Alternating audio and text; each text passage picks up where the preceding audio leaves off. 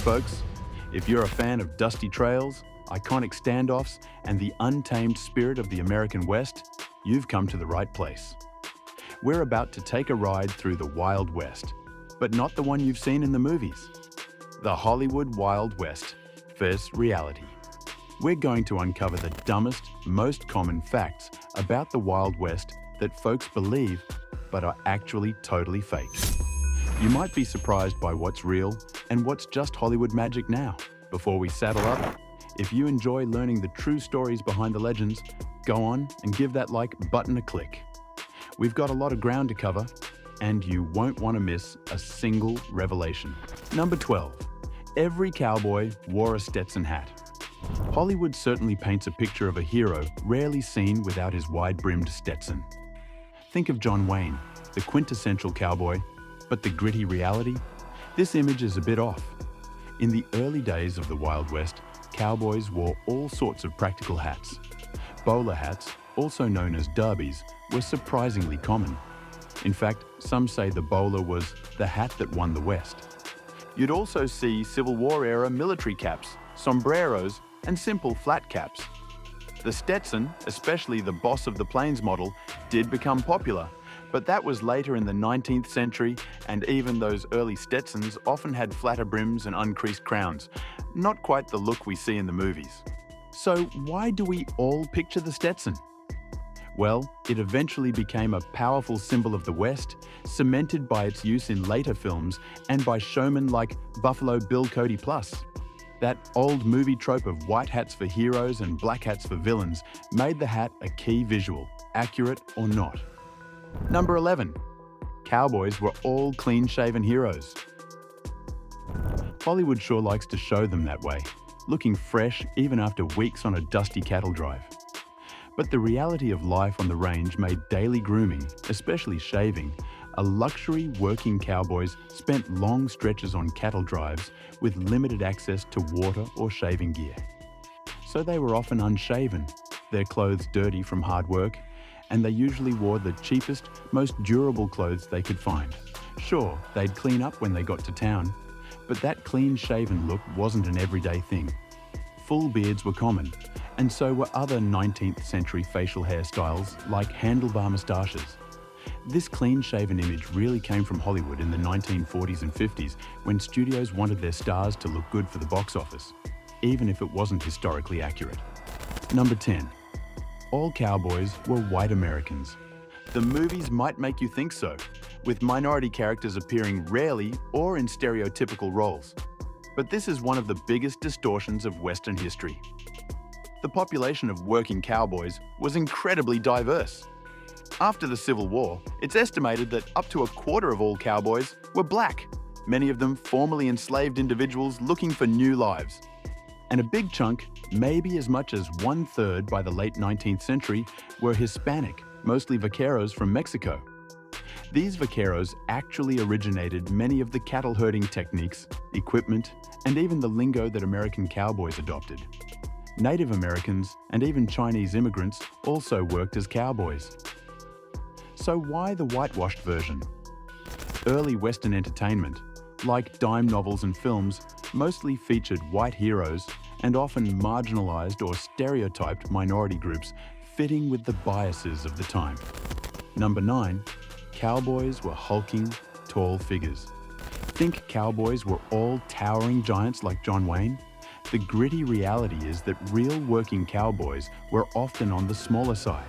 A successful cowboy was typically around 5 feet 5 inches tall and weighed between 120 and 150 pounds.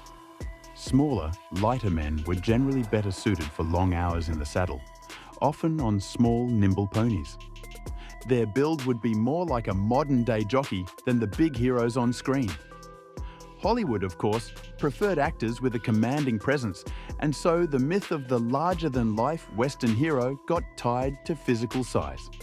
The romantic image of towering cowboys simply made for better cinema, even if it bore little resemblance to the actual ranch hands who worked the frontier.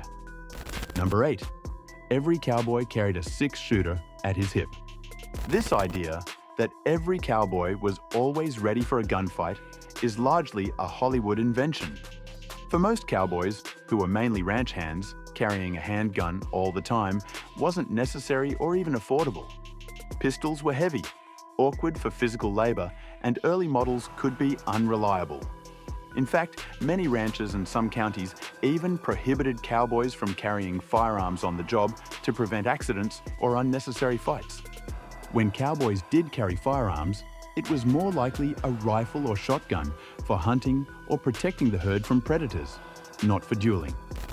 Number 7. The cowboy's job was glamorous and adventurous. Was it really full of battling outlaws and rescuing damsels? Not quite. The day-to-day life of a cowboy was anything but glamorous. It was physically demanding, dirty, often monotonous, and a thankless job with low pay, sometimes less than $1 a day. The main work was managing and driving cattle over long distances, enduring harsh weather, dust, and the constant threat of stampedes or accidents. The actual cowboy experience involved weeks of sleeping on hard ground, eating beans and hardtack, dealing with saddle sores, and watching cattle graze. It was a job that broke men's bodies and rarely offered any path to wealth or fame. Most cowboys were young men who did it for a few years before moving on to less grueling work. Number 6. Cowboys always owned their loyal steeds. Hollywood loves that image of an inseparable duo, their trusty companions. But in reality, it was uncommon for a working cowboy to own the horse he rode. Horses were usually part of the rancher's assets and were loaned to the cowboys by their employers. And these weren't always the majestic, powerful animals you see in films. Often, they were smaller, hardy ponies, chosen for their nimbleness and endurance, suited for cattle work. The romantic idea of a man and his horse just makes for a better story. Number 5. Cowboys constantly fought Native Americans. Many westerns make this a central theme, with cowboys and settlers in frequent violent clashes with hostile Indians. The gritty reality is that direct confrontations between working cowboys and Native American groups were relatively rare. Cowboys were busy with herding cattle.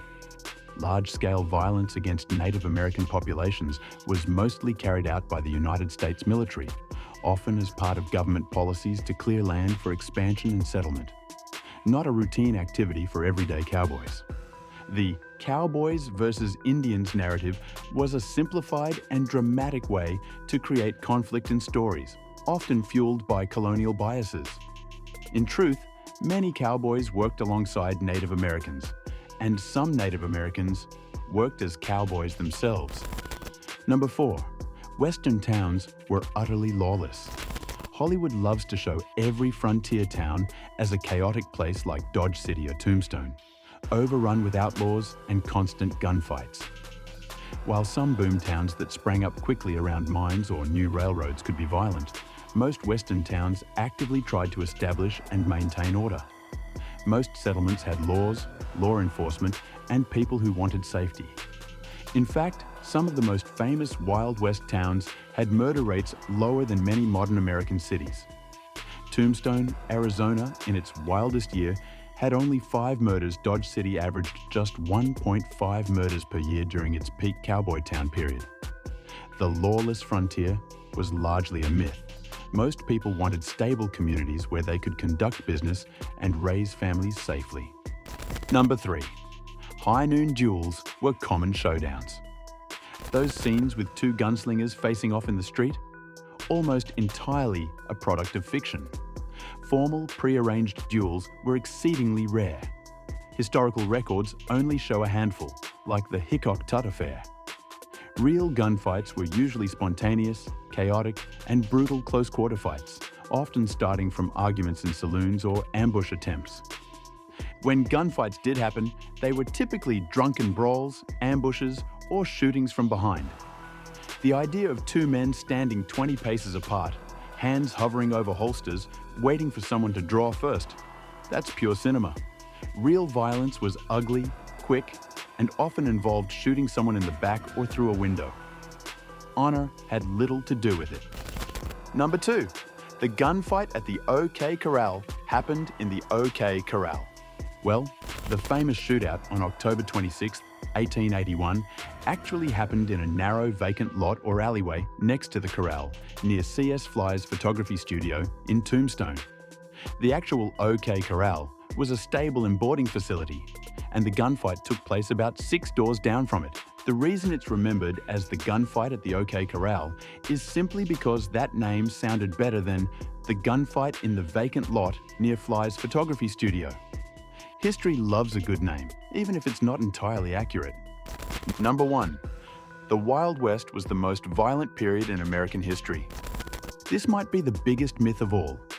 While the Wild West certainly had its violent moments, statistically speaking, it was far less dangerous than Hollywood would have you believe. As mentioned earlier, murder rates in famous frontier towns were often lower than in modern cities. Most people in the Old West died from disease, accidents, or old age, not gunfights. The real violence of the era was systematic rather than individual. The displacement and genocide of Native American peoples, racial violence against Black, Hispanic, and Asian communities, and the brutal exploitation of workers. These realities rarely make it into Western films, which prefer the simple morality play of good guys versus bad guys. The Wild West as we know it was also remarkably brief, really just about 2 decades after the Civil War, roughly 1865 to 1885. By the 1890s, much of the frontier was settled, railroads connected communities, and law enforcement was well established. The era we romanticize was actually quite short and far more complex than the simplified version Hollywood has sold us. The real Wild West. So, what was the real Wild West like? It was diverse, with cowboys of many races working together. It was hard work with low pay and little glamour. It was mostly peaceful, with towns trying to establish order rather than embracing chaos.